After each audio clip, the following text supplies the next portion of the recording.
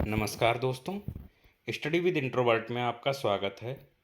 मैं इंट्रोवर्ट आज एक नए टॉपिक के साथ एक फिर से उपस्थित हुआ हूँ। पिछले वीडियोस में आपने बहुत सारा प्यार दिया और वीडियो को सपोर्ट किया, तो वीडियो में हमारे साथ बने रहें।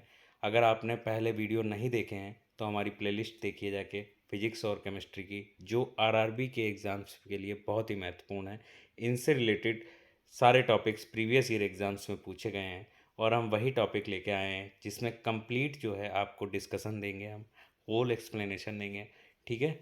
और प्रीवियस ईयर में जितने भी क्वेश्चंस आए हैं उन सब के बारे में हम पूर्ण तरीके से अच्छे ढंग से आपको समझाएंगे। तो आशा करते हैं आपको वीडियो अच्छा लगेगा।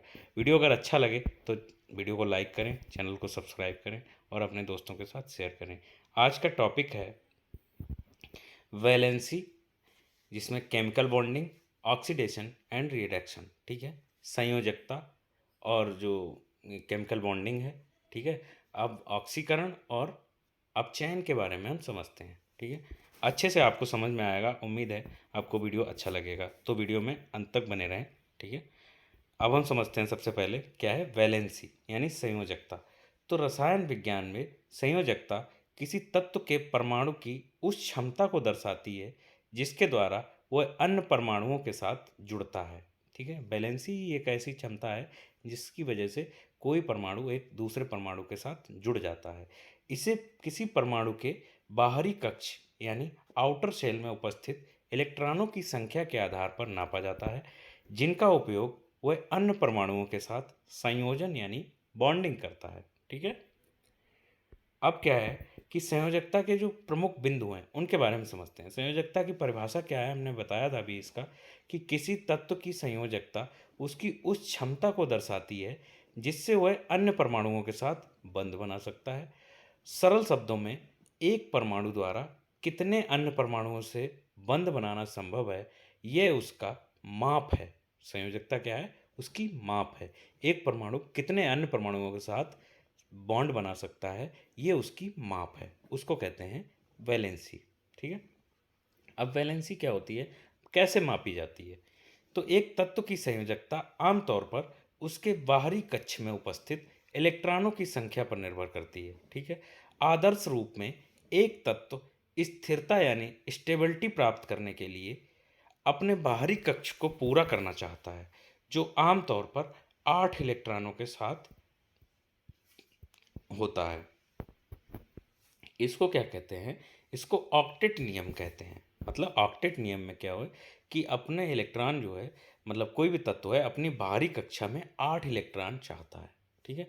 इससे वो पूरी तरीके से बैलेंस्ड हो जाएगा, ठीक है, ना कोई चार्ज होगा ना, और दूसरे के साथ, दूसरे किसी परमाणु के साथ अपना बॉन्ड बना लेगा और मिल जाएगा उसके साथ, ठीक है। इसी को क्या कहेंगे, ऑक्टेट नियम, ठीक है। अब क्या है, संयोजकता की प्रकार क्या क्या हैं, उसमें यह है एक संयोजक यानी मोनोवैलेंट। मोनोवैलेंट क्या होते हैं कि ऐसे तत्व जिनकी वैलेंसी जो है वो 1 होती है, जैसे हाइड्रोजन, सोडियम और क्लोरीन, ठीक है। हाइड्रोजन पे +1 होता है, सोडियम +1 होता है और क्लोरीन जो है -1 होता है। इनकी वैलेंसी जो होती है वो 1 होती है, 1, ठीक है, एक संयोजक। अब क्या है, द्विसंयोजक की बात करते हैं कि डाइवैलेंट। डाइवैलेंट जो होते हैं ऐसे तत्व जिनकी संयोजकता 2 होती है, यानी वैलेंसी जिसकी है वो 2 होती है, ठीक है, उसको क्या कहेंगे, डाइवैलेंट। एग्जाम्पल है ऑक्सीजन, कैल्शियम और मैग्नीशियम, ठीक है। तो इनकी वैलेंसी जो है वो 2 है। अब तीसरा है त्रिसंयोजक यानी ट्राइवैलेंट। ट्राइवैलेंट क्या है कि ऐसे तत्व जिनकी वैलेंसी 3 होती है, जैसे कि नाइट्रोजन और एल्यूमिनियम, ठीक है। अब चतुर्थ संयोजक यानी टेट्रावैलेंट। टेट्रावैलेंट क्या होते हैं कि ऐसे तत्व जिनकी संयोजकता यानी वैलेंसी जो है वो 4 होती है, जैसे कि कार्बन और सिलिकॉन। सिलिकॉन मतलब वैलेंसी जो है वो 4 तरीके की होती है, एक मोनोवैलेंट, डाइवैलेंट, ट्राइवैलेंट और टेट्रावैलेंट। मोनोवैलेंट में एक वैलेंसी होगी, टेट्रा वो डाइवैलेंट में 2 वैलेंसी होगी और ट्राइवैलेंट में 3 वैलेंसी होगी और टेट्रावैलेंट में 4 वैलेंसी होगी, ठीक है। एग्जाम्पल के लिए मोनोवैलेंट में हाइड्रोजन, सोडियम और क्लोरीन, डाइवैलेंट में कैल्शियम, ऑक्सीजन और मैग्नीशियम, ट्राइवेलेंट में नाइट्रोजन और एल्यूमिनियम, और टेट्रावेलेंट में कार्बन एंड सिलिकॉन। ठीक है। अब जो पर संयोजकता है वो एक प्रकार उसका ये भी है, क्या है कि परिवर्ती संयोजकता यानी वेरिएबल वैलेंसी। तो कुछ तत्वों में एक से अधिक संयोजकता हो सकती है। कैसी? जैसे लोहे में Fe जिसका है, Fe में क्या होता है कि 2 और 3 की संयोजकता होती है, जिन्हें Fe2+ और Fe3+ के रूप में दर्शाया जाता है। इन्हें जैसे फेरिक आयन होते हैं, इनको लोहे का आयन बोलते हैं। इनमें 2 तरीके की जिसमें वैलेंसी होती है उनको कहेंगे वेरिएबल वैलेंसी। ठीक है। अब हम इसमें क्या होता है, इससे क्या होता है, बॉन्ड फॉर्मिंग करते हैं। कैसे? वैलेंसी के माध्यम से। तो बंधन निर्माण जिसको बोलते हैं। संयोजकता क्या होती है कि संयोजकता किसी तत्व के अन्य तत्वों के साथ बॉन्ड बनाने की प्रवृत्ति को निर्धारित करती है। ठीक है। जो आयनिक है ना, कोवेलेंट और मेटालिक बंधनों के रूप में हो सकती है। संक्षेप में यानी इन शॉर्ट जो है, संयोजकता यह समझने में मदद करती है कि विभिन्न तत्व रासायनिक रूप से कैसे जुड़ते हैं और यौगिक बनाते हैं यानी कंपाउंड बनाते हैं। कोई भी तत्व आपस में जुड़ेंगे और एक कंपाउंड बनाएंगे। ठीक है। नेक्स्ट क्या है कि रासायनिक यानी केमिकल बॉन्डिंग के बारे में बताते हैं कि केमिकल बॉन्डिंग वह प्रक्रिया है जिसके द्वारा 2 या 2 से अधिक परमाणु एक स्थायी संरचना बनाने के लिए एक दूसरे से जुड़ते हैं। ठीक है। रासायनिक बंधनों के कारण तत्व मिलकर यौगिक बनाते हैं। जो एटम्स होते हैं वो मिलके क्या होंगे, एक कंपाउंड बनाएंगे। ठीक है। परमाणु स्थिरता प्राप्त करने के लिए अपने बाहरी कक्ष में इलेक्ट्रॉनों की संख्या को पूरा करने का प्रयास करते हैं। इसी कारण वे अन्य परमाणुओं के साथ बंध बनाते हैं। कोई भी एटम किसी अन्य परमाणु के साथ बंध तभी बनाएगा जब वो स्टेबिलिटी चाहता है, और स्टेबल तभी हो पाएगा जब वो किसी अन्य परमाणु के साथ मिलके, अगर कोई निगेटिव है जैसे Fe मतलब क्लोरीन है, क्लोरीन निगेटिव है और उसको क्या है सोडियम मिल जाए। ठीक है। तो क्लोरीन का एक निगेटिव और सोडियम का एक पॉजिटिव, ये दोनों एक दूसरे के साथ कोवेलेंट बॉन्ड बना लेंगे और ये NaCl मतलब सोडियम क्लोराइड का निर्माण करेंगे, जो एक कंपाउंड का रूप होगा और ये स्टेबल होगा। ठीक है। अब ये किसी के साथ बॉन्ड नहीं बनाएगा, NaCl जो है वो किसी के साथ बॉन्ड नहीं बनाएगा क्योंकि ये स्टेबल हो चुका है। ठीक है। इसी को कहते हैं केमिकल बॉन्डिंग। नेक्स्ट क्वेश्चन नहीं, मतलब टाइप समझते हैं। अब जो बॉन्ड के टाइप हैं, जैसे आयनिक बॉन्ड। आयनिक बॉन्ड क्या होता है? आयनिक बॉन्ड उन परमाणुओं के बीच बनता है जिनमें इलेक्ट्रॉनों का आदान प्रदान होता है। ठीक है। आमतौर पर परमाणु अपने इलेक्ट्रॉन को दूसरे परमाणु यानी जो धातु है, मेटल जो है, वो नॉन मेटल को देता है। मेटल जो है, मेटल में इलेक्ट्रॉन फ्री होता है और नॉन मेटल में इलेक्ट्रॉन नेगेटिव में होता है। तो क्या होगा कि मेटल जो है आमतौर पर क्या होगा, नॉन मेटल को इलेक्ट्रॉन दे देगा और वो आयनिक बॉन्ड बनाएंगे। ठीक है। सोडियम जैसे उदाहरण दिया गया था कि सोडियम क्लोराइड, जहाँ सोडियम जो है इलेक्ट्रॉन खोकर सकारात्मक जो आयन जो होता है वो Na+ बनता है, और क्लोरीन जो है इलेक्ट्रॉन प्राप्त करके नकारात्मक आयन बनाता है, जैसे सोडियम आयन, है ना। तो सोडियम क्लोराइड जो है वो एक आमतौर पर अधातु बन जाती है। ठीक है, सोडियम क्लोराइड। ठीक है। ये क्या बनाते हैं? Ionic bond. Ionic bond, sodium जो है वो मेटल है, क्लोरीन जो है वो नॉन मेटल है। तो सोडियम अपना आयन दे देगा, वो इलेक्ट्रॉन दे देगा क्लोरीन को। ठीक है। तो ये दोनों इलेक्ट्रॉन वो आयनिक बॉन्ड बनाते हैं। नेक्स्ट, सहसंयोजक यानी कोवैलेंट बॉन्ड। सहज जो कोवैलेंट बॉन्ड होता है दो परमाणु के बीच इलेक्ट्रॉनों की साझेदारी से बनता है। ठीक है। इसमें क्या है कि इलेक्ट्रॉन ही ट्रांसफर होते हैं आपस में। इनमें दोनों परमाणु अपने बाहरी कक्ष को पूर्ण करने के लिए इलेक्ट्रॉनों का आदान प्रदान नहीं करते, बल्कि उन्हें साझा करते हैं। और जबकि आयनिक बॉन्ड में क्या है कि इलेक्ट्रॉनों को आदान प्रदान करते हैं, एक इलेक्ट्रॉन देता है और एक इलेक्ट्रॉन लेता है। ठीक है। इसमें क्या है, कोवेलेंट में इनमें जो है इलेक्ट्रॉन को साझा किया जाता है। जैसे एग्जांपल H2O। ठीक है। इसमें क्या है, हाइड्रोजन और ऑक्सीजन के बीच में कोवेलेंट बॉन्ड बनता है। तीसरा क्या है, मेटालिक बॉन्ड यानी धात्विक बंधन। तो यह जो मेटालिक बॉन्ड जो है पर धात्विक यानी जो मेटालिक परमाणुओं के बीच बनता है, यहाँ परमाणु अपने बाहरी इलेक्ट्रॉनों के साथ एक साझा जो है बॉन्ड निर्माण करते हैं। इसमें मेटल बंध में इलेक्ट्रॉन इलेक्ट्रॉन समुद्र की तरह स्वतंत्र रूप से घूमते हैं, जिससे धातु का विद्युत और ऊष्मा चालकता का गुण बढ़ जाता है। ठीक है, जैसे इसमें क्या होगा, मेटालिक बॉन्ड में जैसे इसमें इलेक्ट्रॉन एक दूसरे से साझा करते हैं, तो जब इलेक्ट्रॉन साझा करते हैं तो इलेक्ट्रॉनों का फ्लो जो है वो बढ़ जाता है, और इससे जो ऊष्मा चालकता और कंडक्टिविटी जो होती है वो बढ़ जाती है किसी भी मेटल की। ठीक है, एग्जाम्पल क्या है कि कॉपर, सोना और लोहा, ये लोग जो है आपस में मेटालिक बॉन्ड बनाते हैं। नेक्स्ट क्या है, हाइड्रोजन बॉन्ड। तो हाइड्रोजन बॉन्ड जो है एक प्रकार का कमजोर जो है आकर्षण होता है, जो तब बनता है जब हाइड्रोजन किसी अत्यधिक विद्युत ऋणात्मक यानी इलेक्ट्रोमैग्नेटिक जो तत्व है वो बहुत ही कमजोर, जैसे ऑक्सीजन, नाइट्रोजन या फ्लोरीन के साथ जुड़ा होता है। यह बंध पानी और अन्य के कई जैविक अणुओं में महत्वपूर्ण भूमिका निभाता है, जैसे H2O के अणुओं के बीच हाइड्रोजन बंध। ठीक है, अब क्या है, रासायनिक बंधन का महत्व, यानी जो केमिकल बॉन्डिंग होती है उसका महत्व क्या है। उसका महत्व है, रासायनिक बंधनों के कारण ही विभिन्न तत्व एक साथ मिलकर यौगिक और मिश्रण बनाते हैं। बंधनों के प्रकार से पदार्थों के भौतिक रासायनिक गुण में भी अंतर आता है, जैसे कठोरता, गलनांक, ऊष्मा व विद्युत चालकता में चेंजमेंट होता है रासायनिक बंधन की कारण। ठीक है, इस प्रकार रासायनिक बंधन विभिन्न पदार्थों के साथ निर्माण करके उनके गुणों को समझने में महत्वपूर्ण भूमिका निभाते हैं। नेक्स्ट क्या है कि ऑक्सीडेशन यानी ऑक्सीकरण। ऑक्सीकरण क्या है कि रसायन विज्ञान में वह प्रक्रिया जिसमें किसी तत्व, अणु या आयन द्वारा इलेक्ट्रॉनों का नुकसान होता है। यह एक रासायनिक मतलब केमिकल रिएक्शन है जो अक्सर ऑक्सीजन के साथ मिलकर घटित होती है। ऑक्सीडेशन क्या होता है कि ये केमिकल रिएक्शन है जो ऑक्सीजन की उपस्थिति में होती है। ठीक है, लेकिन ऑक्सीजन की आवश्यकता नहीं होती, इसमें इलेक्ट्रॉनों का नुकसान ही ऑक्सीकरण का प्रमुख आधार है।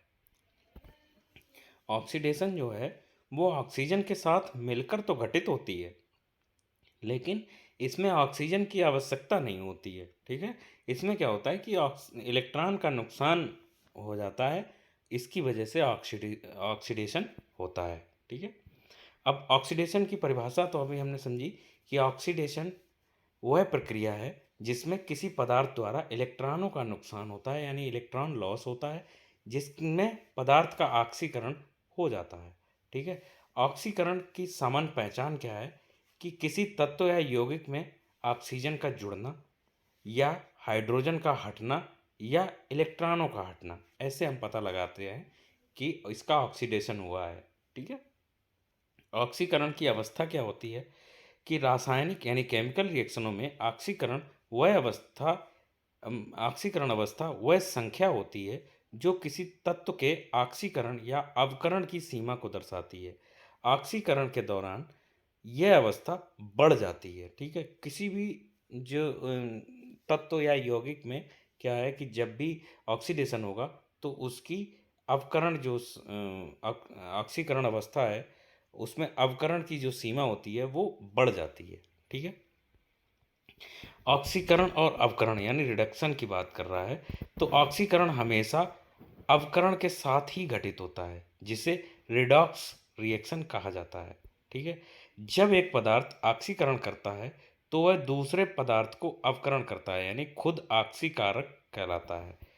जो जब एक पदार्थ जो है ऑक्सीकरण करता है तो वह दूसरे पदार्थ को अवकरण कराता है। ठीक है, और खुद जो है ऑक्सीडाइजिंग एजेंट कहलाता है। उदाहरण के लिए क्या है, एग्जाम्पल जैसे आयरन को ऑक्सीजन के संपर्क में आता है तो वह ऑक्सीकरण होकर क्या हो जाता है, रस्ट हो जाती है, यानी जंग लग जाती है। जो लोहे पे जंग लगना जो है वो ऑक्सीडेशन का ही एग्जाम्पल है। अब क्या है, अपचयन यानी रिडक्शन के बारे में समझते हैं। रिडक्शन एक रासायनिक प्रक्रिया है जिसमें कोई तत्व अणु या आयन द्वारा इलेक्ट्रॉन का अधिग्रहण यानी गेन करता है। यह ऑक्सीकरण का विपरीत है और अक्सर केमिकल रिएक्शन में ऑक्सीकरण के साथ ही घटित होता है, जिसे रिडॉक्स रिएक्शन कहा जाता है। ठीक है, जब ऑक्सीडेशन होता है उसी समय रिडक्शन भी होता है। ठीक है, और इसको क्या कहते हैं, रिडॉक्स रिएक्शन कहते हैं। अब इसकी परिभाषा अभी हम बताते हैं। अपचयन वह प्रक्रिया है जिसमें किसी पदार्थ द्वारा इलेक्ट्रॉन जो है गेन किया जाता है, जिससे उसकी ऑक्सीकरण अवस्था घट जाती है। रिडक्शन की वजह से ऑक्सीकरण अवस्था घट जाती है। और अपचयन की हम पहचान कैसे करेंगे?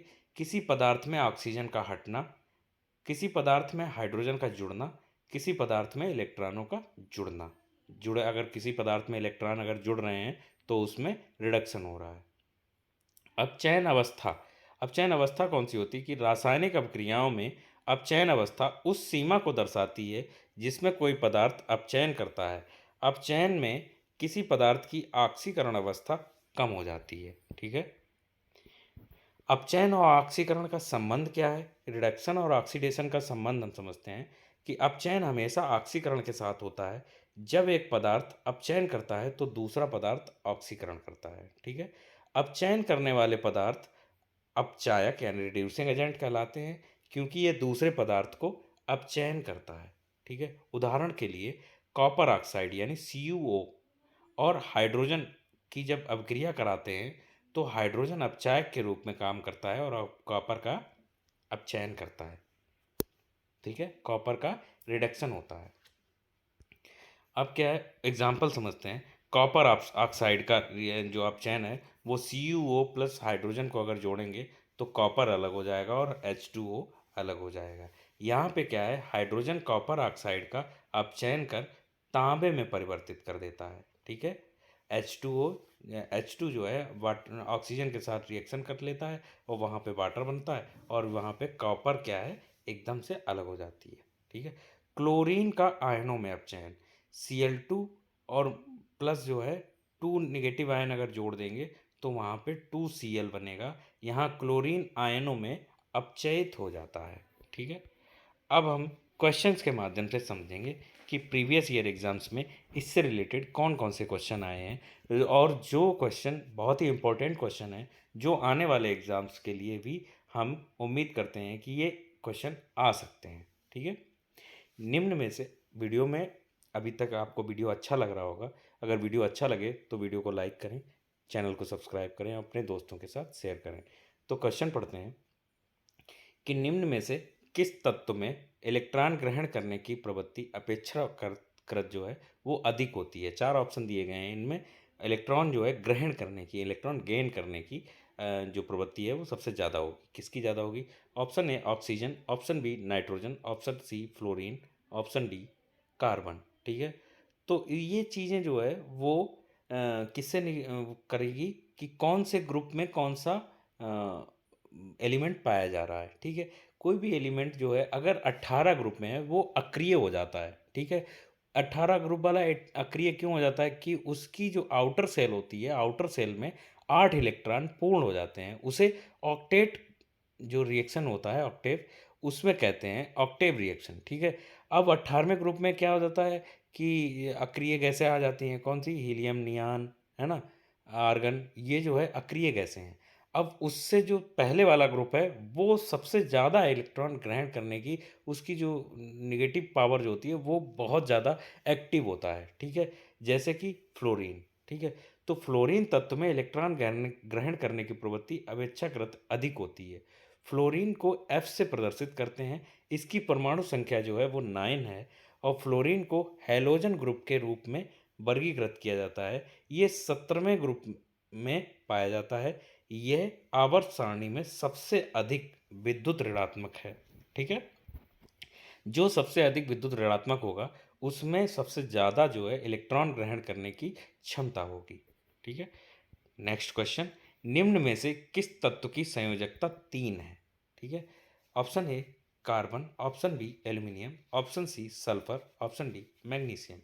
तो तत्वों के परमाणु के परमाणुओं के परस्पर संयोजन करने की क्षमता को वैलेंसी कहते हैं। ठीक है। या किसी परमाणु की वाहतम कक्षा में पाए जाने वाले इलेक्ट्रॉनों की संख्या को वैलेंसी कहते हैं। क्या है कि या तो संयोजन करने की क्षमता को वैलेंसी कहा जाता है, या फिर उसके बाहतम जो बाहरी सेल है, आउटर सेल है, उसमें पाए जाने वाले इलेक्ट्रॉन की संख्या को क्या कहेंगे? वैलेंसी कहते हैं। नाइट्रोजन एन, एल्यूमिनियम, क्रोमियम आदि की संयोजकता जो है वो 3 होती है। तो यहाँ ऑप्शन में एल्यूमिनियम दिया गया है, तो एल्यूमिनियम की संयोजकता कितनी है? 3 है। नेक्स्ट क्वेश्चन, कार्बनिक कार्बन यौगिकों का गलनांक आयनिक यौगिकों की तुलना में कम क्यों होता है? ठीक है। ऑप्शन ए, आयनिक आबंधों की उपस्थिति के कारण। ऑप्शन बी, अणुओं के बीच आकर्षण बल के कारण। सहसंयोजक आबंधों की उपस्थिति के कारण। अणुओं के बीच प्रबल आकर्षण बल के कारण।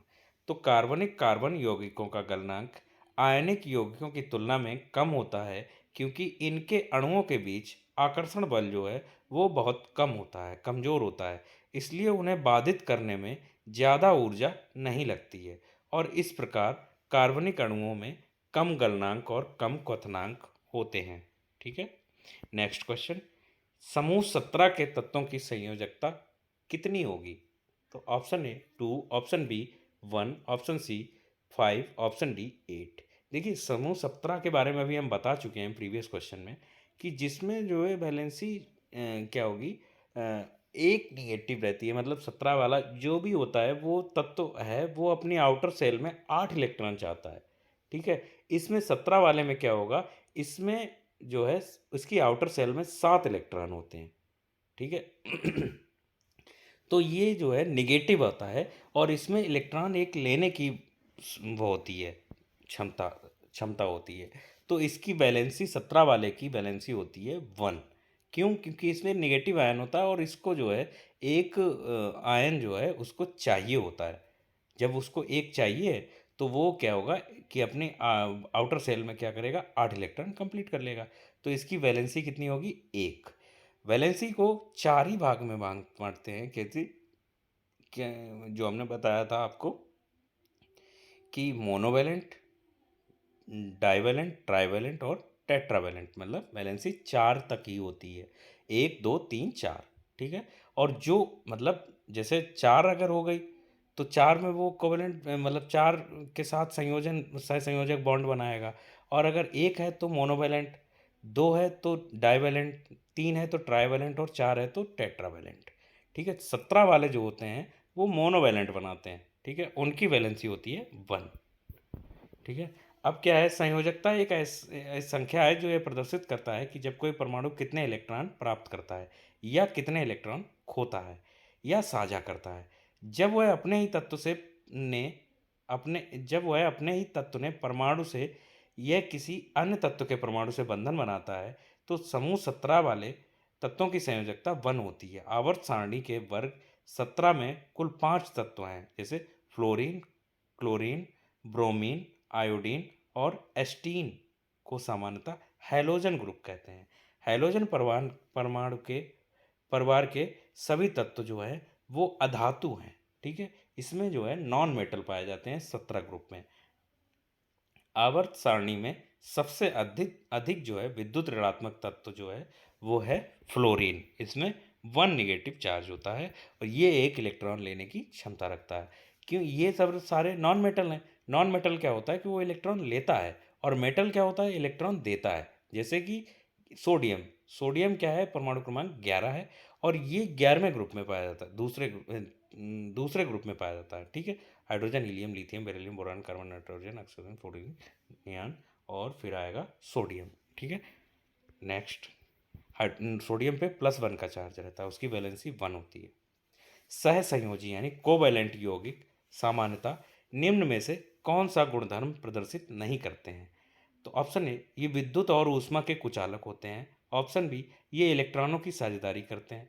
ये ऑप्शन सी, ये सामान्यतः आयन नहीं बनाते हैं। ऑप्शन डी, ये कार्बनिक विलाय में विलय नहीं होते हैं। तो संयोजी यौगिक सामान्यतः कार्बनिक विलायक में विलय होते हैं। ठीक है। अतः विकल्प डी में दिया गया गुणधर्म सहसंयोजी योग को नहीं है। इसमें क्या है कि ये प्रदर्शित नहीं कर रहा है, तो ऑप्शन डी इज करेक्ट कि ये कार्बनिक विलायक में विलय नहीं होते हैं, जबकि ये विलय होते हैं। ठीक है, नेक्स्ट क्वेश्चन। प्रोपेन अणु में 3 कार्बन परमाणु द्वारा सभी हाइड्रोजन परमाणु के बीच कुल कितने इलेक्ट्रॉनों की साझेदारी की जाती है? इसमें जो है प्रोपेन में क्या होता है, 3 कार्बन होते हैं और 8 हाइड्रोजन होते हैं, मतलब C3H8 को प्रोपेन कहते हैं। प्रोपेन अणु में 3 परमाणुओं द्वारा सभी हाइड्रोजन परमाणु के साथ कुल 8 इलेक्ट्रॉनों की साझेदारी होती है। इसे कोवैलेंट बॉन्ड कहते हैं। ठीक है, नेक्स्ट क्वेश्चन। कार्बन यौगिकों में आमतौर पर क्या नहीं पाया जाता है? ऑप्शन ए त्रिआबंध, ऑप्शन बी आयनिक आबंध, ऑप्शन सी एकल आबंध, ऑप्शन बी द्विआबंध। तो कार्बनिक यौगिकों में आमतौर पर आयनिक बॉन्ड नहीं पाया जाता है। दो परमाणुओं के बीच इलेक्ट्रॉनों के पूर्ण स्थानांतरण से आयनिक बॉन्ड बनते हैं। दो परमाणु हैं कोई भी, उनमें अगर पूर्ण तरीके से इलेक्ट्रॉन का ट्रांसफ़र हो रहा है, एक इलेक्ट्रॉन दे रहा है और एक इलेक्ट्रॉन ले रहा है, उसमें क्या होगा, उस बॉन्ड को कहेंगे आयनिक बॉन्ड। ठीक है, विपरीत आवेशित आयनों के बीच इलेक्ट्रोस्टैटिक आकर्षण से बनने वाला आयनिक बॉन्ड तब बनता है जब एक परमाणु के वैलेंस इलेक्ट्रॉन को स्थायी रूप से दूसरे परमाणु में स्थानांतरित किया जाता है। ठीक है, परमाणु जो इलेक्ट्रॉनों को खो देता है वह सकारात्मक रूप से आवेशित आयन बन जाता है। जो इलेक्ट्रॉन खोता है वो पॉजिटिव होता है और जो इलेक्ट्रॉन लेता है वो निगेटिव होता है। ठीक है, इसी से बनता है मेटल और नॉन मेटल मिलके आयनिक बॉन्ड बनाते हैं, जैसे क्लोरीन और सोडियम। तो NaCl बनाएंगे, ये बनाते हैं आयनिक बॉन्ड। ठीक है, नेक्स्ट क्वेश्चन। निम्न में से किस अणु में केवल एकल बंध होते हैं? एकल बंध मतलब मोनोवैलेंट। ठीक है, तो CH4 मेथेन में केवल एकल बंध होता है। मेथेन एल्केन श्रेणी का प्रथम सदस्य है और सबसे साधारण हाइड्रोकार्बन है। मीथेन एक रंगहीन और गंधहीन गैस है जो ईंधन के रूप में उपयोग की जाती है। यह प्राकृतिक गैस का मुख्य घटक है। यह गैस वायु से हल्की होती है। यह गैस ग्रीन हाउस प्रभाव को उत्पन्न करती है। संपीड़ित प्राकृतिक गैस बनाने में मीथेन उपयोग होती है, यानी जो CNG बनती है वो मीथेन गैस की बनती है और ये प्राकृतिक गैस का जो नेचुरल गैस है उसका मुख्य घटक हो रही है। इसमें जो है कोवैलेंट बॉन्ड बनता है ना। Next question. कौन से तत्व सिलिकॉन के समान संयोजकता प्रदर्शित करते हैं? ऑप्शन ए क्लोरीन और bromine, option C carbon and germanium, option C sodium and hydrogen, option D magnesium and potassium. तो किसी तत्व की संयोजकता हाइड्रोजन परमाणु की वह संख्या है जो उस तत्व के परमाणु के संयोग से बनती है।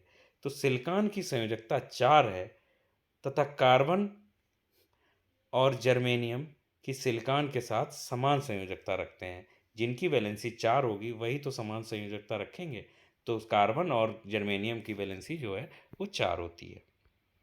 Next question. निम्न में से कौन सा आयनिक यौगिक नहीं है? तो CaCl2, NaCl, MgCl2 और CO2।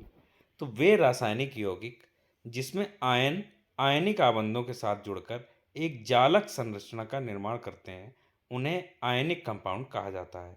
सोडियम क्लोराइड और मैग्नीशियम क्लोराइड आयनिक यौगिक हैं। ठीक है, कैल्शियम क्लोराइड भी एक आयनिक यौगिक है, जबकि CO2 जो है वो आयनिक यौगिक नहीं है। ठीक है, नेक्स्ट क्वेश्चन। कार्बन सिलिकॉन की तुलना में अधिक संकलन प्रवृत्ति प्रदर्शित करता है। निम्न में से कौन सा अभिकथन दिए गए कथन की सही व्याख्या करता है? ठीक है, तो ऑप्शन ए सिलिकॉन की तुलना में कार्बन के बड़े आकार के कारण कार्बन कार्बन बंध सिलिकॉन सिलिकॉन बंध से दुर्बल होता है। ऑप्शन बी सिलिकॉन की तुलना में कार्बन के छोटे आकार के कारण कार्बन कार्बन और सिलिकॉन सिलिकॉन बंध से दुर्बल होता है। ऑप्शन सी सिलिकॉन की तुलना में कार्बन के छोटे आकार के कारण कार्बन कार्बन बंध और सिलिकॉन सिलिकॉन बंध से प्रबल होता है। ऑप्शन डी सिलिकॉन की तुलना में कार्बन के बड़े आकार के कारण कार्बन कार्बन और सिलिकॉन सिलिकॉन बंध से प्रबल होता है। तो इसमें कौन सा सही है कथन? तो कार्बन सिलिकॉन की तुलना में अधिक श्रृंखलन प्रवृत्ति का प्रदर्शित करता है। जो कार्बन होता है वो सिलिकॉन की तुलना में जो बॉन्ड बनाता है वो ज़्यादा बनाता है, ठीक है। क्योंकि सिलिकॉन की तुलना में कार्बन के छोटे आकार, जो सिलिकॉन की तुलना में कार्बन जो है वो छोटा होता है, और कार्बन कार्बन सिलिकॉन सिलिकॉन बंध से प्रबल होता है। जो कार्बन है वो आपस में अगर बॉन्ड बनाएगा, तो सिलिकॉन अगर आपस में बॉन्ड बनाते हैं तो कार्बन का बॉन्ड जो है वो स्ट्रांग होगा और सिलिकॉन का बॉन्ड थोड़ा कमज़ोर होगा। तो जो ऑप्शन है वो राइट ऑप्शन है सी, ठीक है। नेक्स्ट क्वेश्चन, आयनिक यौगिकों के गुणधर्मों के बारे में इनमें से कौन सा कथन गलत है? तो आयनिक यौगिक सामान्यतः भंगुर होते हैं और दाब आरोपित किए जाने पर टुकड़ों में टूट जाते हैं। आयनिक यौगिकों के गलनांक और क्वथनांक उच्च होते हैं। विद्युत संयोजी यौगिक सामान्यतः जल में विलेय होते हैं और पेट्रोल में अविलेय होते हैं।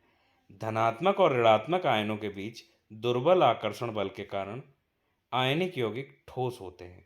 तो आयनिक यौगिक जो है सामान्यतः भंगुर होते हैं और दाब पर आरोपित किए गए टुकड़ों में टूट जाते हैं। अगर दाब आयोजित किया जाता है तो टुकड़ों में टूट जाते हैं।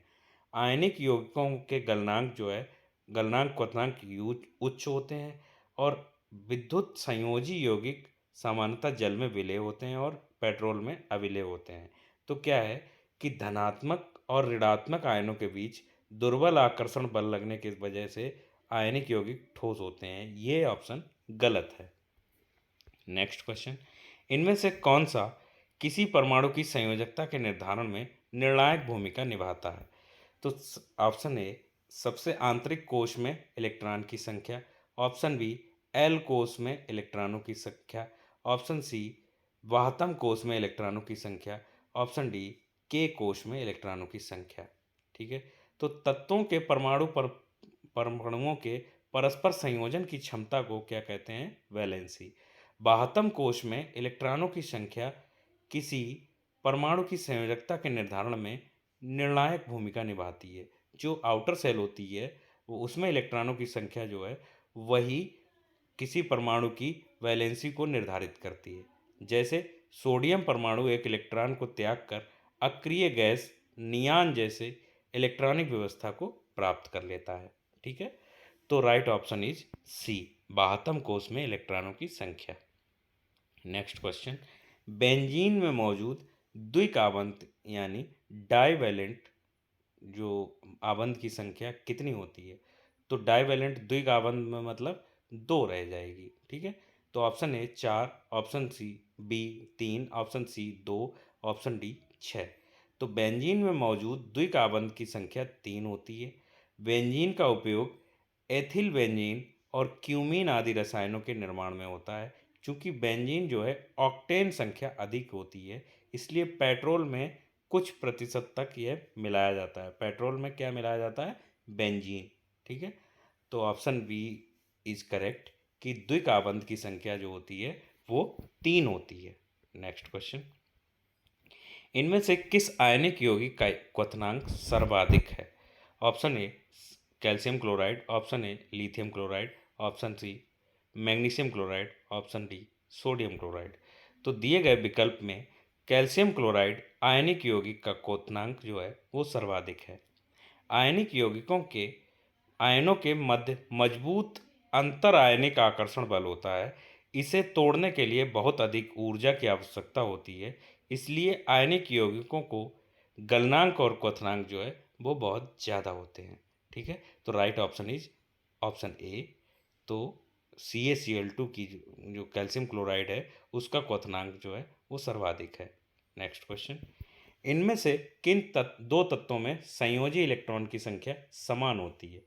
तो फ्लोरीन और क्लोरीन, नाइट्रोजन और कार्बन, हीलियम और हाइड्रोजन, ब्रोमीन और बोरान, ठीक है।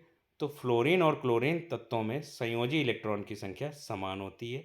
किसी भी तत्व की बाह्यतम कोश में उपस्थित इलेक्ट्रॉनों की संख्या को संयोजी इलेक्ट्रॉन कहते हैं, ठीक है। नेक्स्ट क्वेश्चन, निम्नलिखित में से कौन सा एक आयनिक यौगिक का गुण नहीं है? ऑप्शन है पानी में घुलनशील और पेट्रोल में अघुलनशील, ये तो होता है। कम गलनांक और क्वथनांक नहीं होता है, क्योंकि इनका जो आयनिक यौगिक का जो प्रॉपर्टी है वो उच्च, मतलब हाई बॉइलिंग पॉइंट एंड गलनांक, ठीक है, उनका जो है हाई होता है। और सी जो है ऑप्शन सी ठोस और मजबूत, ऑप्शन डी उच्च गलनांक और क्वथनांक। तो सब होता है, केवल कम गलनांक और क्वथनांक नहीं होता है, ठीक है। आयनिक यौगिक ठोस होते हैं, जैसे NaCl, मतलब सोडियम क्लोराइड, पोटेशियम क्लोराइड और कॉपर सल्फेट, ठीक है। आयनिक यौगिक गलित अवस्था में जलीय विलयन में आयनों द्वारा धारा उत्पन्न करने के कारण विद्युत के चालक होते हैं। आयनिक यौगिकों का गलनांक और क्वथनांक उच्च होता है।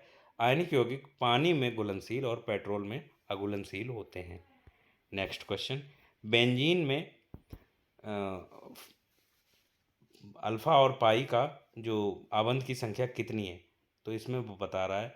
ऑप्शन है 12 और 3, ऑप्शन सी बी 3 और 3, ऑप्शन सी 6 और 3, ऑप्शन डी 9 और 3। तो बेंजीन जो है वो रंगहीन मीठी गंध वाला एक अत्यंत ज्वलनशील द्रव है। इसका अणुसूत्र जो होता है C6H6 होता है। बेंजीन का संरचना सूत्र, बेंजीन में पाए जाने वाले सिग्मा और पाई बंधों की संख्या निम्न होती है। इसमें क्या है कि 12 जो है सिग्मा होते हैं, सिग्मा बॉन्ड, और 3 पाई बॉन्ड पाए जाते हैं, ठीक है। Option A is correct. Next question, NH3 मतलब अमोनिया में नाइट्रोजन की संयोजकता कितनी है? तो NH3 में नाइट्रोजन की संख्या 3 होती है, क्योंकि नाइट्रोजन की संयोजकता में कोष में 5 इलेक्ट्रॉन होते हैं, इसलिए यह अपना अष्टक पूरक करने के लिए 3 इलेक्ट्रॉनों को स्वीकार कर लेता है, ठीक है। नेक्स्ट क्वेश्चन, निम्न में से ट्राईवैलेंट तत्व कौन सा है? Option A boron, option B indium, option C aluminium, option D ये सभी। आवर्त सारणी के वर्ग जो ग्रुप 13A समूह 3 A में 5 तत्व बोरान, एल्यूमिनियम, गैलियम, इंडियम और थैलियम स्थित होते हैं। ये सभी तत्व बोरान परिवार के तत्व कहलाते हैं। ये तत्व ट्राईवैलेंट होते हैं या त्रिसंयोजक होते हैं। इन तत्वों में बोरान, एल्यूमिनियम, गैलियम तथा इंडियम संभवतः ट्राई हाइलाइड होते हैं। बोरान के सभी ट्राई हाइलाइड प्रकृति के सही संयोजी होते हैं, ठीक है, यानी ट्राईवैलेंट होते हैं। नेक्स्ट क्वेश्चन, फास्फोरस के एक परमाणु में कितने संयोजी इलेक्ट्रॉन होते हैं? Option A 4, option B 3, option C 2, option D 5। तो फास्फोरस एक रासायनिक तत्व है जिसका संकेत जो है P है, तथा फास्फोरस के परमाणु संख्या 15 है। इसकी संयोजकता यानी वैलेंसी जो होती है वो 3 और 5 होती है, ठीक है। फास्फोरस के एक परमाणु में 5 संयोजी इलेक्ट्रॉन होते हैं। फास्फोरस 5वें B ग्रुप में रखा गया है। इसका इलेक्ट्रॉनिक विन्यास जो है वो 1s2 2s2 sp6 3s2 3p3, अर्थात संयोजक कक्ष में 5 इलेक्ट्रॉन उपस्थित होते हैं। तो right option is 5। Next question, NH4 twice NH4 का होल ट्वाइस SO4 के अणु में कितने परमाणु होंगे? अगर जैसे मतलब ऐसा कोई रिएक्शन दिया गया है तो इसके लिए एक फार्मूला है। फार्मूला क्या है कि सिर्फ जो है उनके अणुओं को जोड़ दीजिए, ठीक है। तो इसमें क्या है कि सारे वो जो है जोड़ दो तो 4 का अगर होल ट्वाइस करेंगे 4 2 8 हो गए, 4 दूनी 8 और 4 12, ठीक है। तो इसमें कुल परमाणु की संख्या हो जाएगी 12।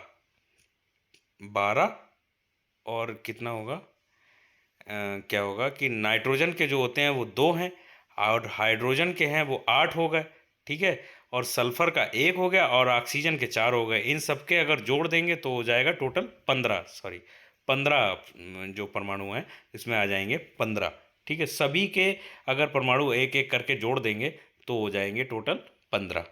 ये कोई मतलब ऐसे क्वेश्चंस अगर आते हैं तो सबके परमाणु आपस में जोड़ दीजिए, टोटल परमाणु आपको मिल जाएंगे।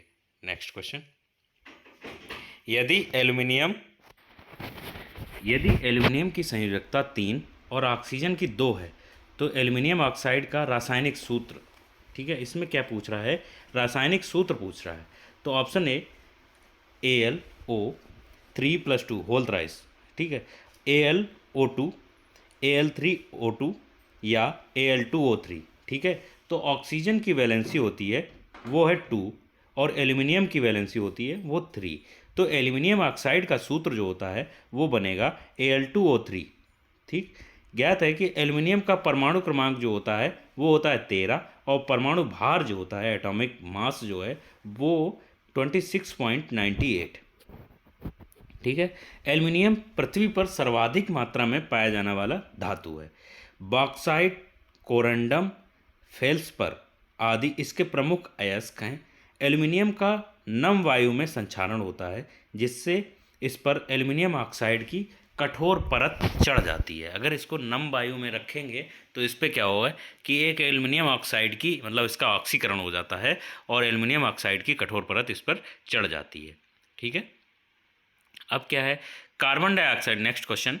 कार्बन डाइऑक्साइड में कार्बन की संयोजकता कितनी है? CO2 में कार्बन की संयोजकता पूछ रहा है। तो option A 3, option B 4, option C 2, option D 1। तो कार्बन डाइऑक्साइड जीवन के लिए आवश्यक गैस है जो पृथ्वी पर प्राकृतिक रूप से पाई जाती है। यह पृथ्वी के वायुमंडल में गैस आयतन के हिसाब से लगभग 0.03% होती है, ठीक है। तो कार्बन डाइऑक्साइड का निर्माण ऑक्सीजन के 2 परमाणु तथा कार्बन के एक परमाणु से मिलकर हुआ है। सामान्य ताप पर, यानी जो टेम्परेचर है वो नॉर्मल है और प्रेशर भी नॉर्मल है, ये गैसीय अवस्था में होती है, ठीक है। यह एक ग्रीन हाउस गैस है। कार्बन डाइऑक्साइड में कार्बन 2 ऑक्सीजन परमाणु से क्रमशः 2-2 इलेक्ट्रॉन की साझेदारी करके सहसंयोजक यानी कोवैलेंट बॉन्ड बनाता है। इससे कार्बन की जो वैलेंसी है वो कितनी हो जाती है? 4, ठीक है। नेक्स्ट क्वेश्चन, प्रायः धनावेशित तत्वों की संयोजकता कितनी होती है? जो पॉजिटिव चार्ज होते हैं उनकी वैलेंसी कितनी होती है, ठीक है। तो option A 012, option B 432, option C 210, option D 123। तो तत्वों के परमाणु द्वारा साजित इलेक्ट्रॉनों की संख्या इसकी संयोजकता कहलाती है। इसे परमाणु की संयोजन क्षमता भी कहा जाता है। उदाहरण के लिए क्लोरीन परमाणु केवल एक संयोजक इलेक्ट्रॉन को साझा कर सकता है, अतः इसकी वैलेंसी जो है वो 1 है। ऑक्सीजन 2 इलेक्ट्रॉन साजित कर सकता है, अतः इसकी वैलेंसी 2 है। और नाइट्रोजन जो है वो 3 इलेक्ट्रॉन साझा करता है, इसलिए इसकी वैलेंसी जो होती है वो 3 है। कार्बन 4 संयोजी इलेक्ट्रॉनों को साझा करता है, इसलिए इसकी वैलेंसी 4 है। तो प्रायः जो है धनावेशित धनावेशित की बात कर रहा है। तो धनावेशित में सोडियम, मैग्नीशियम, एल्यूमिनियम आदि जो होते हैं तत्व होते हैं और इनकी वैलेंसी कितनी होती है? 1, 2 और 3, ठीक है। जिसकी 4 वैलेंसी हो जाती है वो क्या है कि वो बॉन्ड बनाता है और संयोजी बॉन्ड बना देता है, जैसे कार्बन और सिलिकॉन, ठीक है। नेक्स्ट क्वेश्चन, ये जो है कार्बन और सिलिकॉन जो है सेमीकंडक्टर के रूप में किया जाता है, यूज किया जाता है, ठीक है।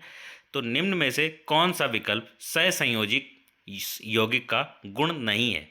कोवैलेंट जो बॉन्ड है उसका जो है सही संयोजी यौगिक का गुण कौन सा नहीं है? क्वेश्चन पूछ रहा है। तो ऑप्शन ए निम्न गलनांक और क्वथनांक, ऑप्शन बी उच्च गलनांक और क्वथनांक, ऑप्शन सी ऊष्मा और विद्युत का दुर्बल चालक, ऑप्शन डी जल में विलेय और कार्बन विलायकों में विलेय, ठीक है। तो सहसंयोजक आबंध यानी कोवैलेंट बॉन्ड जो होता है, कोवैलेंट बॉन्ड यौगिक को सहसंयोजक यौगिक कहा जाता है। सहसंयोजक यौगिक परमाणुओं के बीच इलेक्ट्रॉनों के द्वारा किए गए जो साझा किए जाते हैं, इनके निम्न गुण होते हैं। गुण कौन कौन से होते हैं इनमें? निम्न गलनांक और क्वथनांक होते हैं, ऊष्मा और विद्युत के कुचालक होते हैं, जल में अविलेय और कार्बनिक विलायकों में विलेय होते हैं, ठीक है। इसलिए क्या है कि उच्च गलनांक और उच्च क्वथनांक सहसंयोजक यौगिकों का गुण नहीं होता है। तो ऑप्शन बी इज करेक्ट। उसमें कह रहा है कि कौन सा गुण नहीं है, तो उच्च गलनांक और उच्च क्वथनांक नहीं होता है, ठीक है। नेक्स्ट क्वेश्चन, बड़े परमाणुओं वाले तत्वों से बने बंध कैसे होते हैं? ऑप्शन ए बहुत कमज़ोर, ऑप्शन बी बहुत मजबूत, ऑप्शन सी बहुत मजबूत, ऑप्शन डी कमज़ोर। तो किसी यौगिक में तत्वों के परमाणुओं के बीच लगने वाले बल से बनने वाले आबंध यानी बॉन्ड को रासायनिक बॉन्ड कहते हैं।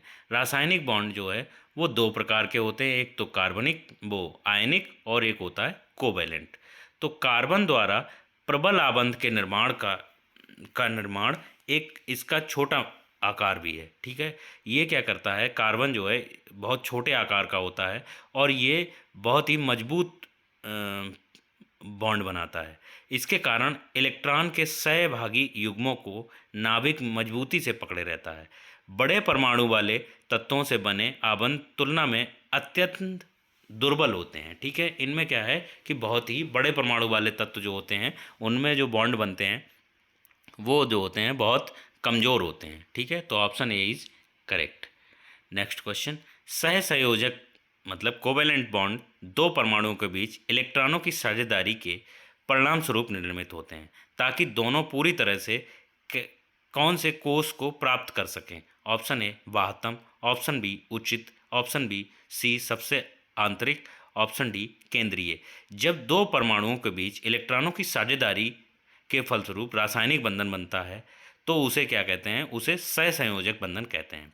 सहसंयोजक बंधन के बनाने में दोनों परमाणु इलेक्ट्रॉनों की साझेदारी इस प्रकार से करते हैं कि निर्मित अणु में प्रत्येक परमाणु के अक्रिय गैस का स्थायी इलेक्ट्रॉनिक विन्यास प्राप्त कर लेता है।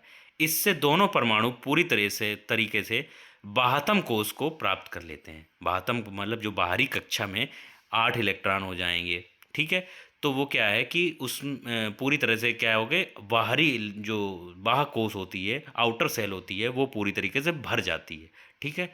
तो ऑप्शन ए इज करेक्ट, वाहतम कोष। तो संयोजी इलेक्ट्रॉन कौन सी कक्षा में मौजूद होते हैं। तो ऑप्शन ए परमाणु की सबसे आंतरिक और सबसे बाह्य कक्षा में, ऑप्शन बी परमाणु की सबसे बाह्य कक्षा में, ऑप्शन सी परमाणु की सबसे आंतरिक कक्षा में, ऑप्शन डी परमाणु के ठीक बाहर।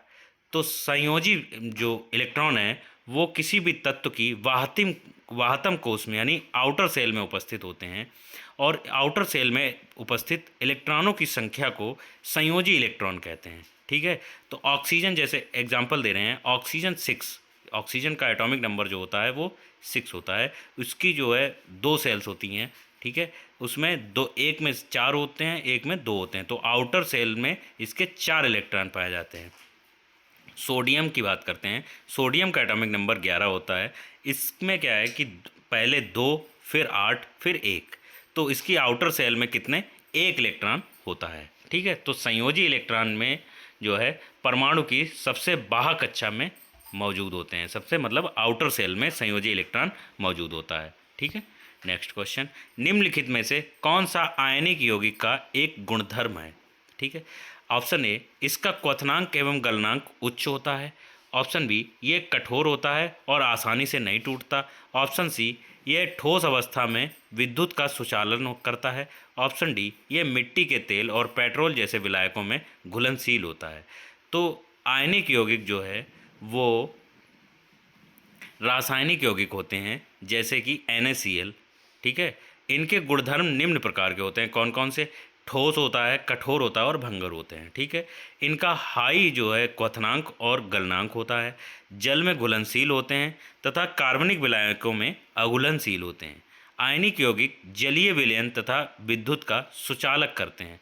इनका जो है वो एक जो गुणधर्म है कौन सा है कि इसका क्वथनांक और गलनांक जो है उच्च होता है। तो option A is correct. Next question, किसी रासायनिक अभिक्रिया के दौरान एक पदार्थ में हाइड्रोजन की वृद्धि क्या कहलाती है। जब किसी पदार्थ की में हाइड्रोजन की वृद्धि जो है हो जाती है, हाइड्रोजन की वृद्धि हो जाती है, तो उस प्रक्रिया को क्या कहते हैं। ऑप्शन ए ऑक्सीकरण, ऑप्शन बी अपघटन, ऑप्शन सी अपचयन, ऑप्शन डी जंग लगना।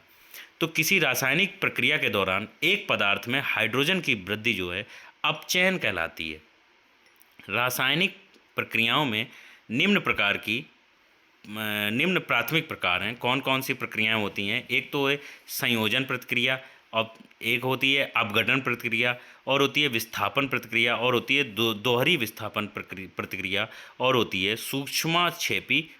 ऊष्माक्षेपी और ऊष्मा शोषी। ये प्रतिक्रियाएं होती हैं जब कोई रासायनिक अभिक्रिया होती है, केमिकल रिएक्शन होती है तो। ठीक है, अब नेक्स्ट क्वेश्चन समझते हैं कि अपचयन के संबंध में इनमें से कौन सा कथन गलत है। अपचयन के बात की कर रहा है कि इसमें क्या है कि हाइड्रोजन का संयोजन होता है, ऑप्शन बी ऑक्सीजन का निष्कासन होता है, ऑप्शन सी इलेक्ट्रॉन का त्यागना होता है, ऑप्शन डी इलेक्ट्रॉन का ग्रहण करना। ठीक है, तो अपचयन प्रक्रिया में या तो हाइड्रोजन का संयोजन होता है या ऑक्सीजन का निष्कासन होता है। ठीक है, यह ऑक्सीकरण अभिक्रिया का प्रतिलोम है।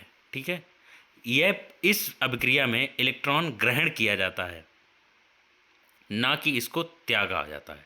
ठीक है, तो इसमें क्या है, इलेक्ट्रॉन जो है ग्रहण किया जाता है, इसमें अपचयन में इलेक्ट्रॉन जो है त्यागा नहीं जाता।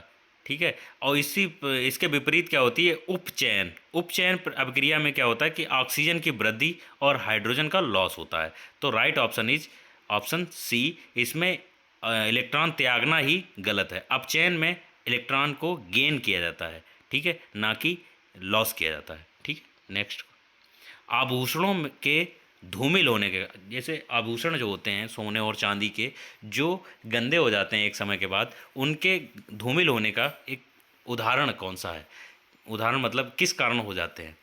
तो ऑप्शन ए ऑक्सीकरण अभिक्रिया, option B exothermic reaction, option C neutralisation, option D photolytic अपघटन अभिक्रिया। ठीक है, तो ऑक्सीकरण प्रक्रिया के कारण आभूषणों का रंग धूमिल हो जाता है। उदाहरण फेरस क्लोराइड हो जाती है, फेरिक क्लोराइड हो जाती है, बनने में फेरस आयन परिवर्तित होकर क्या हो जाते हैं, फेरस, जो फेरस होते हैं वो फेरिक बन जाते हैं। ठीक है, ऑक्सीजन मतलब उनका ऑक्सीडेशन हो जाता है।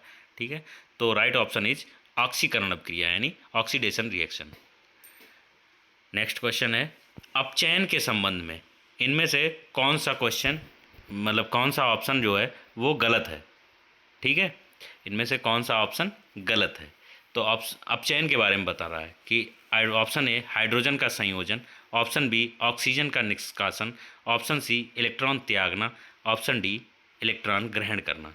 तो अपचयन में जो है इलेक्ट्रॉन गेन किया जाता है, ना कि इलेक्ट्रॉन त्याग मतलब लॉस किया जाता है। ठीक है, तो अपचयन इसमें जो राइट ऑप्शन है वो ऑप्शन सी है, ये ऑप्शन गलत है। ठीक है, इलेक्ट्रॉन त्यागना लिखा है, जो त्यागा मतलब अपचयन में इलेक्ट्रॉन गेन किया जाता है। ठीक है, नेक्स्ट क्वेश्चन, यदि कोई अभिकारक किसी अभिक्रिया में ऑक्सीजन प्राप्त करता है तो वह किस प्रक्रिया से गुजर रहा है। ठीक है, कोई भी अभिकारक है जो ऑक्सीजन को प्राप्त कर रहा है वह किस प्रक्रिया से गुजर रहा है। तो ऑप्शन ए अपचयन, option B oxidation, option C redox प्रक्रिया, ऑप्शन डी पृथक्करण। ठीक है, यदि कोई अभिकारक किसी अभिक्रिया में ऑक्सीजन प्राप्त करता है तो उसे ऑक्सीकरण प्रक्रिया से गुजरना होता है।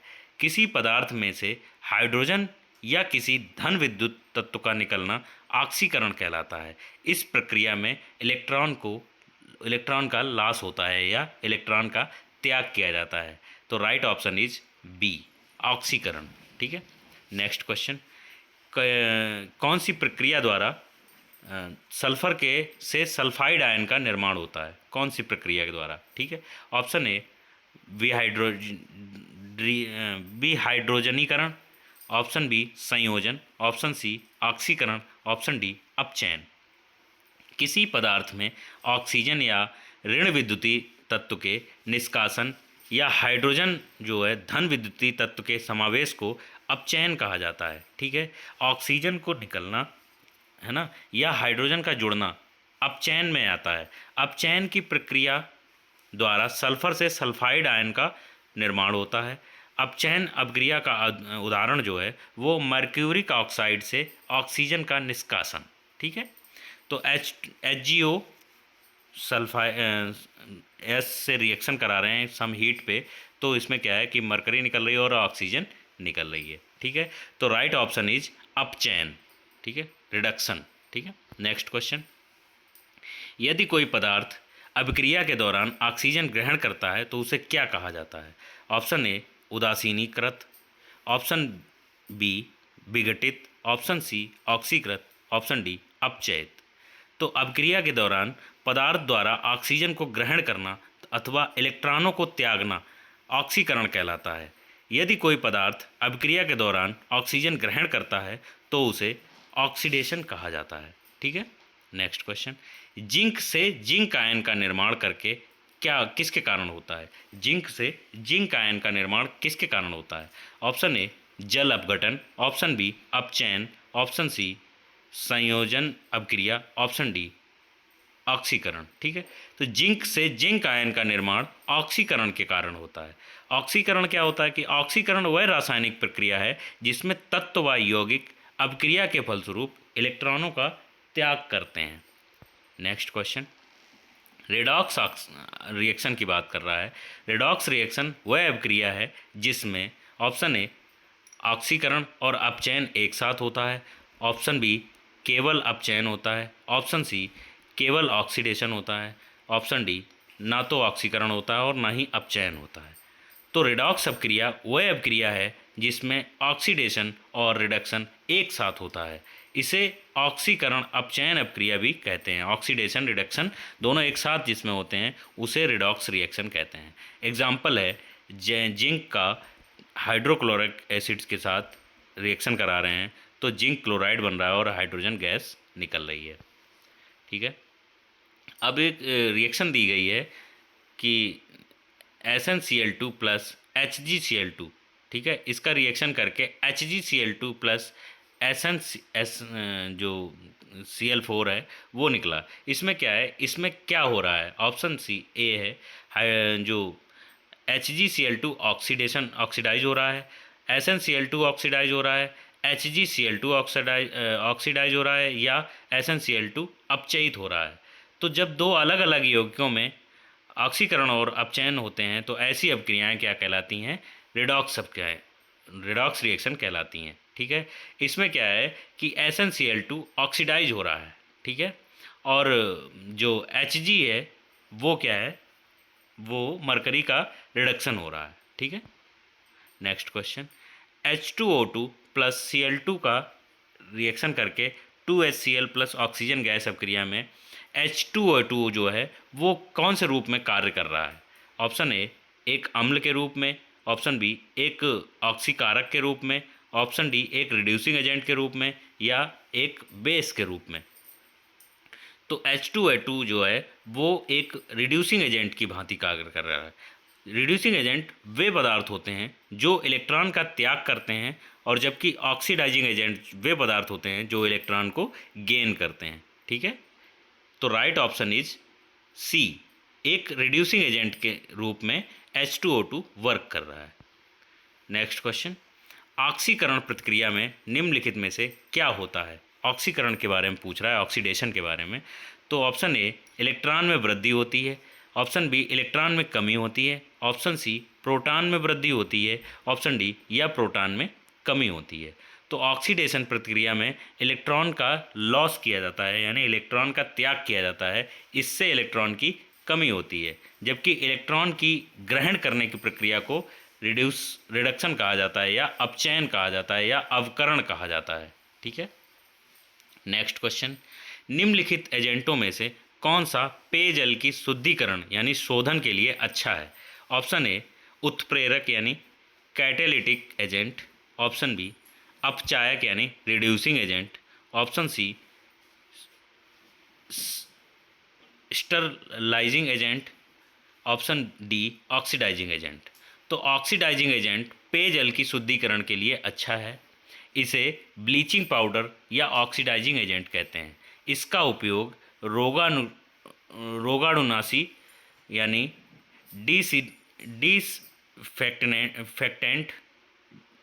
डिसइंफेक्टेंट के रूप में पेयजल को शुद्ध करने तथा जल में उपस्थित जीवाणुओं को नष्ट करने के लिए उपयोग किया जाता है। पानी की टंकी में हमें जो है क्लोरीन मिलाई जाती है, जिससे क्या है कि उसमें जो उपस्थित पानी में जीवाणु होते हैं या पानी में जो इम्प्योरिटीज़ हो जाती हैं वो उससे जो है शुद्ध हो जाता है पानी, और क्लोराइड जैसे पानी में क्लोरीन अगर मुक्त करें तो क्लोराइड का रूप ले लेता है, इससे पानी शुद्ध हो जाता है। ठीक है, ये जो होता है ऑक्सीडाइजिंग एजेंट का काम करता है। नेक्स्ट, ऑक्सीकरण अभिक्रिया में जो गर्मी और प्रकाश पैदा करती है वह क्या होती है? जैसे मतलब ऑक्सीडेशन जब रिएक्शन होती है उसमें गर्मी मतलब हीट और जो प्रकाश जो उत्पन्न होता है वह क्या है? तो ऑप्शन ए ऊष्मा शोषी, ऑप्शन बी दहन, ऑप्शन सी ऊष्माक्षेपी, ऑप्शन डी उदासीन। वह रासायनिक अभिक्रिया जिसमें कोई पदार्थ ऑक्सीजन की उपस्थिति में जलकर ऊष्मा तथा प्रकाश उत्पन्न करता है दहन कहलाती है। दहन एक ऊष्माक्षेपी अभिक्रिया है। उदाहरण लकड़ी का जलना, मोमबत्ती का जलना आदि। अतः दहन ऑक्सीकरण अभिक्रिया है जो गर्मी और प्रकाश को उत्पन्न करती है। ठीक है, दहन जो है, दहन मतलब किसी भी वस्तु का जलना, वो ऑक्सीकरण अभिक्रिया है। ठीक है, ऑप्शन बी इज करेक्ट।